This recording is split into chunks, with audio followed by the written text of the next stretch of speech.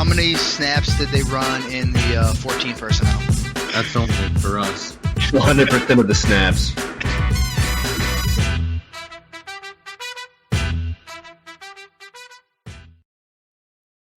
What's going on, everybody? Welcome into Breakout or Fake Out Week 6. This is 14 Personnel Fantasy, and I'm your host, Justin Wright.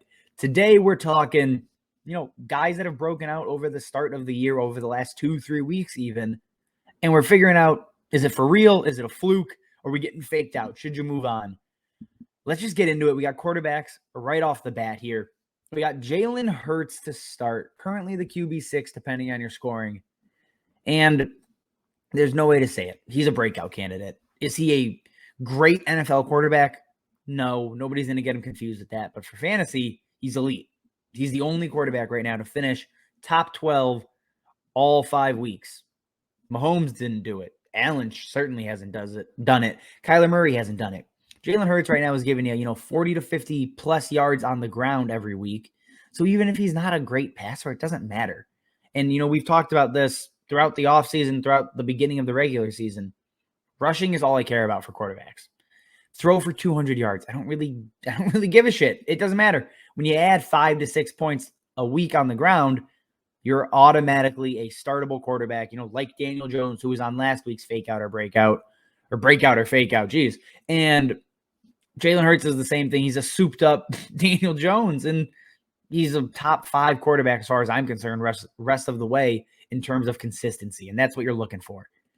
All right, number 2 on the list, and if you follow me on Twitter at Justin_14P, I am not a Leonard Fournette guy. Just never have been. I think he's purely a volume play, and his volume was inconsistent, especially last season. Well, that's not the case anymore. Leonard Fournette currently RB14, depending on your scoring, and we're doing PPR here, but he now has a stranglehold on that running back 1 job in Tampa, and that obviously has a ton of value. Back-to-back weeks with 15-plus opportunities. Ronald Jones has all but disappeared from that team. Bruce Arians hates him.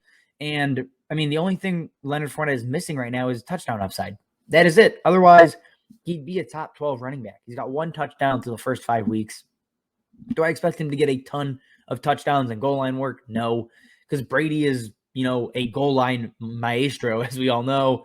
And, Giovanni Bernard gets Gronk and Cameron Brate, and, they're so creative in the red zone. I don't expect a ton of rushing touchdowns for Fournette. He doesn't have the breakaway speed. But right now, he's a mid-tier or mid-level RB2. That's a breakout as far as I'm concerned. And I don't see it going anywhere, unless Ronald Jones magically comes back into the fold here.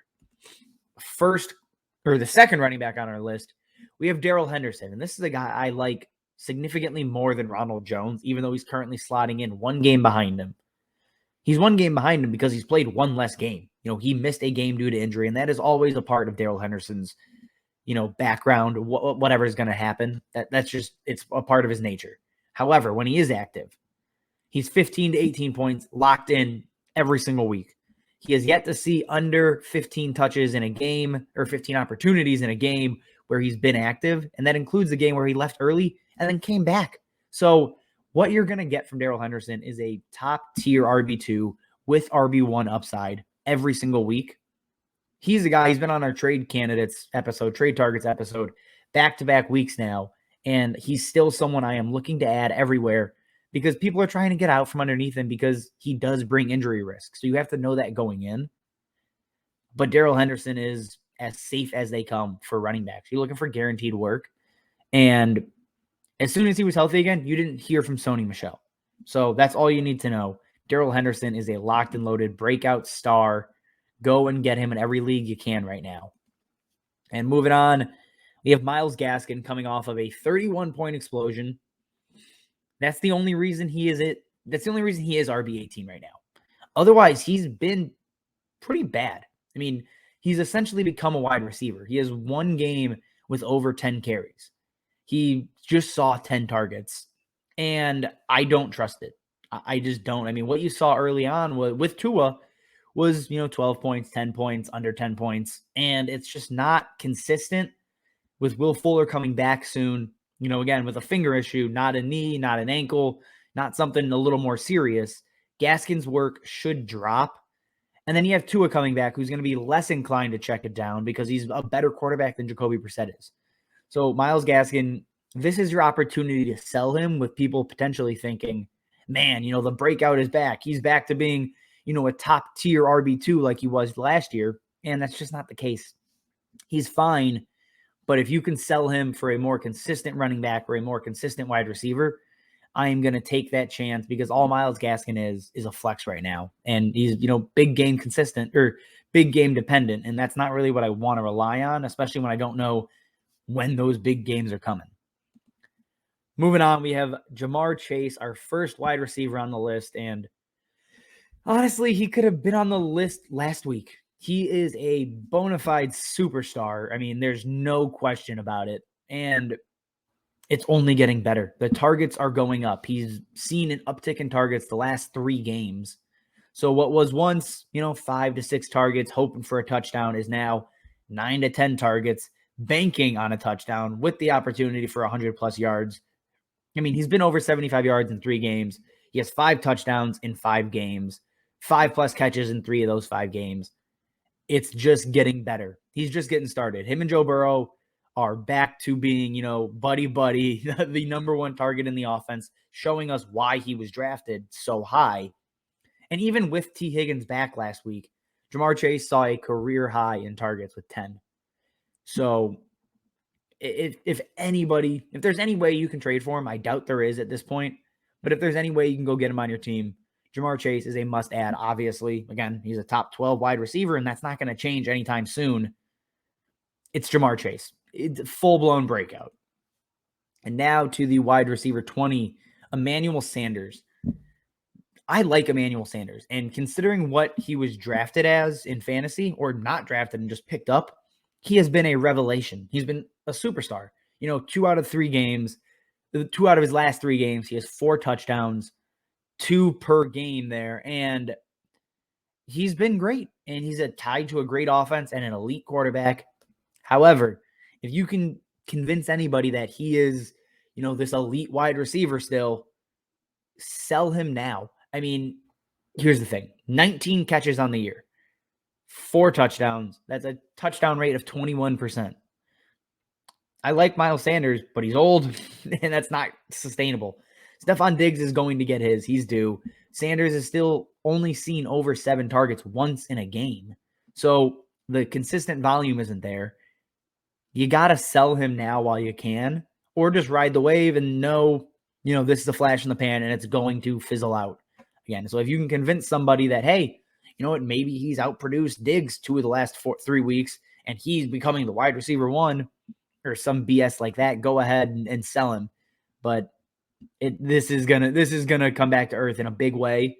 I don't think it's this week against Tennessee, but it is coming. So just keep that in mind. Last one on the list here, it's Dawson Knox, currently the tight end 2. And I know what you're thinking, but Justin, he has 5 touchdowns in 4 games, and he's not seeing a lot of targets and whatever. I don't care. I don't, especially at tight end. Right now, if you score a touchdown as a tight end, you're automatically a top 12 guy that week.